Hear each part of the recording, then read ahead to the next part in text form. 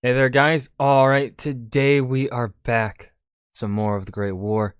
This time, week 98. We're almost there to week 100.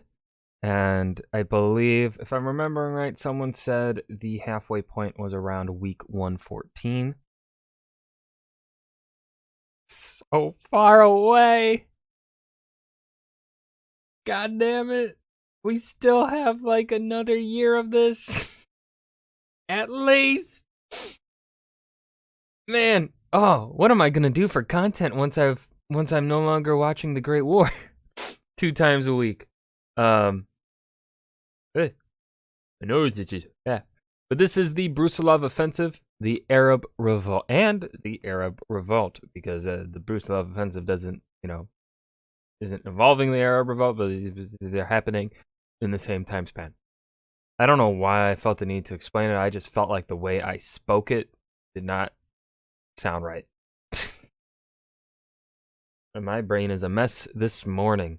Before we dive in, make sure you go and check out the links in the description box below. I would love it if you joined the Discord and followed me over at Twitch. Okay, we got all that jazz out of the way. Let's just go ahead and dive right in. Russia had suffered devastating defeats over the course of the war, from Tannenberg in 1914 to That was so long ago. the Austro-German offensives of last year, which cost the Russians thousands of miles of land and hundreds of thousands of men. And after the disastrous March offensive this year, the general belief among the Central Powers was that Russia was no longer capable of meaningful offensive action. They were wrong. You tell him, Indy. My hair, I don't like my hair today. I'm Indy Nidell. Welcome to the Great War.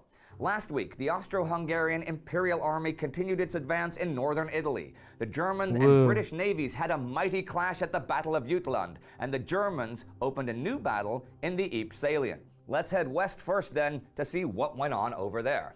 At the beginning of the week, a Canadian counterattack failed to retake the lost territory, but closed the gap in the lines that had left the road to Ypres open. But the real news in the west this week was at Verdun, where the Germans took Fort Vaux. It had held out for 3 months. The French defenders fought in subterranean passages with the overpowering stench of rotting corpses that couldn't be buried. They fought for the final week under an enormous bombardment of artillery and gas shells. Finally, when they were down to their last 12 gallons of water, 600 survivors of the fort were captured, but Verdun did not fall. This is French Commander Sylvain Reynal's account of the end. Toward 11, our artillery ceased abruptly, and the night passed away in silence, more nerve-wracking for me than the storm of battle. I took a tour of the corridors. What I saw was awful. Men were overcome with vomiting, for so wretched were they that they had reached the point of drinking their own urine. Some lost consciousness. In the main gallery, a man was licking a small wet streak on the wall. 7th of June, day broke, and we hardly noticed it. For us, it was still night, a night in which all hope was extinguished. Aid from outside, if it came, would come too late.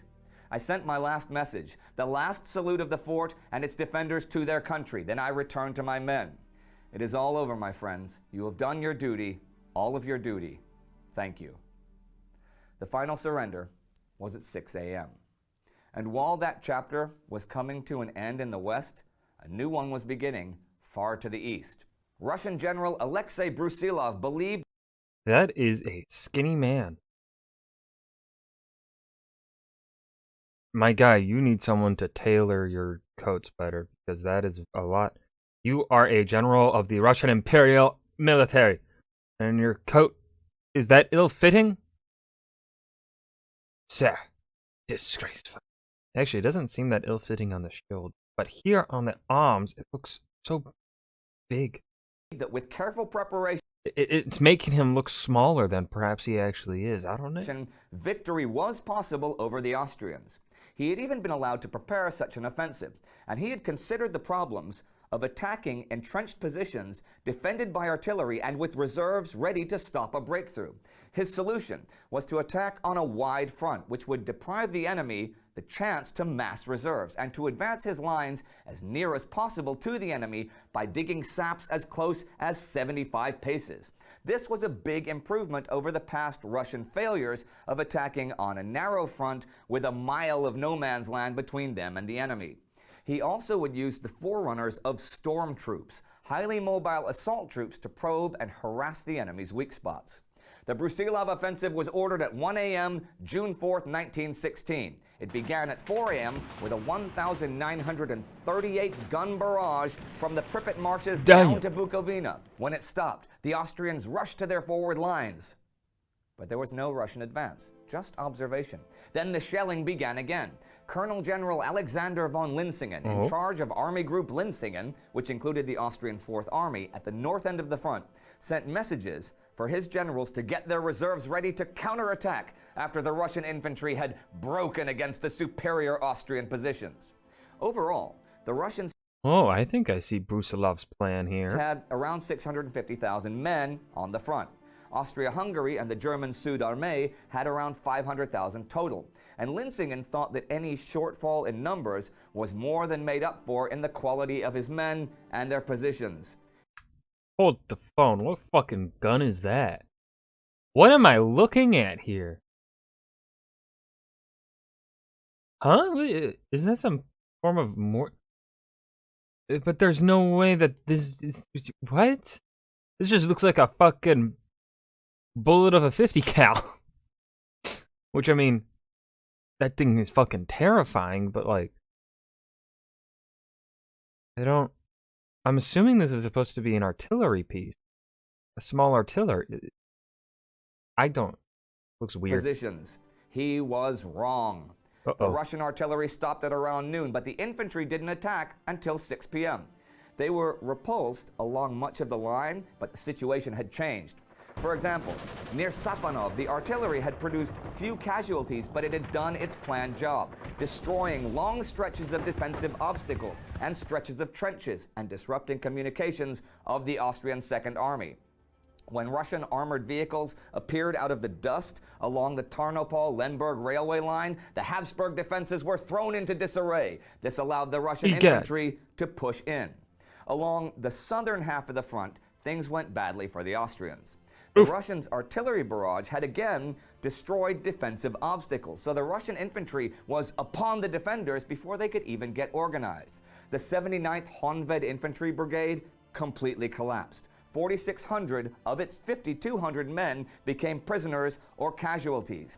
15 battalions of reserves were rushed in, and by 3 p.m. the initial advance had been stopped, but the Russians, as meticulously planned, broadened the attack and sent additional forces to roll up the Austrian lines.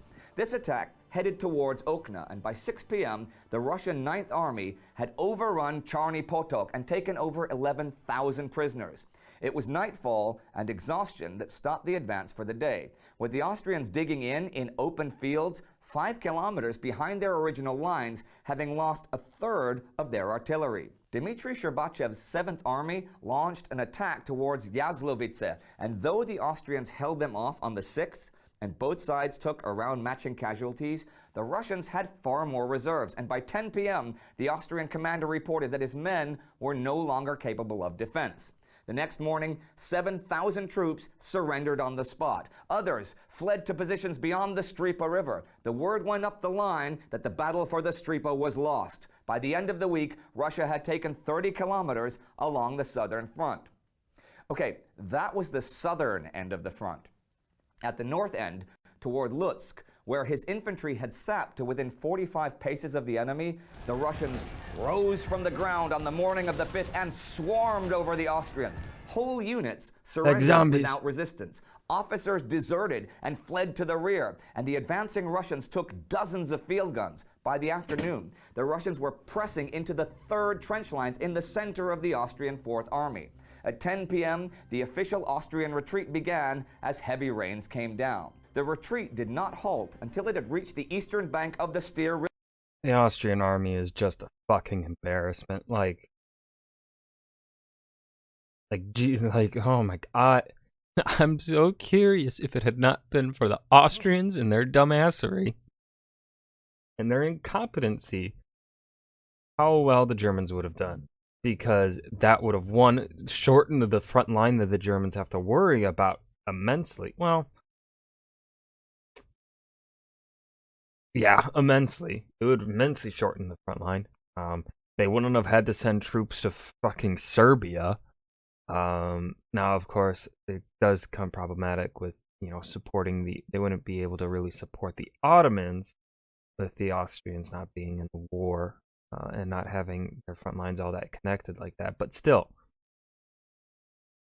come on, Austria. Like, what? River near Lutsk, 75 kilometers from the original positions. Some units actually continued to fall back. Austrian Army Chief of Staff Konrad von Hotzendorf appealed to Konrad von Dumbass to his German counterpart Erich von Falkenhayn for aid. Falkenhayn said that would only happen if the Russians diverted troops down from the far north and told Konrad to bring men over from the Italian front. By mid-afternoon on the 6th, the Austrians were again broken and in full retreat. 38 more field guns were captured and the road to Lutsk was open. The Austrian Fourth Army, by this time, numbered only 27,000 men. Fighting on the 7th at the bridgehead at the Styr was again a disaster for the Austrians. And on the night of the 7th, the Russian 8th Army crossed the Styr River, and as the week ended, the advance continued. Different sources have different specific totals for the numbers of prisoners taken, but the chronology of the Great War lists 65,000 for the week. That's a lot lower than many other sources. Things were looking grim for Austria in the east, but further southwest, it seemed their fortunes were also turning for the worse. Conrad's Trentino offensive in Italy seemed to be running out of steam. On June 3rd, the Sardinian Grenadiers were driven out of the most southern peak of the Asiago Plateau, but that was the last Austrian achievement of the whole week. And on the 9th, Conrad withdrew a division to send east to fight the new Russian offensive. But it wasn't just Russia that was kicking off something new this week.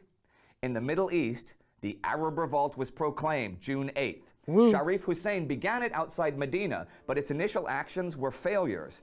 They had 50,000 men, sure, but only 10,000 with rifles, and they were driven off by the Ottomans. That day, British advisors, including T.E. Lawrence, landed at Jeddah. It was yet another new front to the war. And here are two important British notes to round out the week. On June 5th, the HMS Hampshire, en route to Archangel in Russia, was mined off the Scottish coast. British Secretary of State for War Lord Kitchener and his staff all drowned. And on June 8th, conscription replaces voluntary enlistment in Great Britain. And we reach the end of a busy week of the war. Action in northern Italy, the Germans gaining a prize at Verdun, a revolt that would have big consequences beginning in the Middle East, the death of a major player in the British war effort, and Russia rising, seemingly from the dead, to wreak havoc on the Austrians. And how often have we seen it in just under 2 years of war? Overconfidence, just knowing that the enemy can't possibly beat your men. We saw it at Gallipoli. We saw it at Kut. We certainly saw it when the Austro-Hungarian Empire repeatedly failed in its Serbian invasions. You'd think that after it happens time and again, a few more people would learn something, especially someone like Austria that's done it time and again. Nope, they have Chief Dumbass in charge. But they haven't, not so far. And now they're on the run, losing 5 figures worth of men each day. Perhaps now a few more will learn, but probably not. Yeah, no, definitely not. If you'd like to learn... And that was the Brusilov offensive and the beginnings of the Arab Revolt, or well, the Arab Revolt being proclaimed, the Great War, week 98. I hope you guys enjoyed. This was a decent episode, nothing too thrilling about it in my opinion. I hope you guys enjoyed. Remember to hit that like button and subscribe for more, and I will see you guys in the next video. Peace.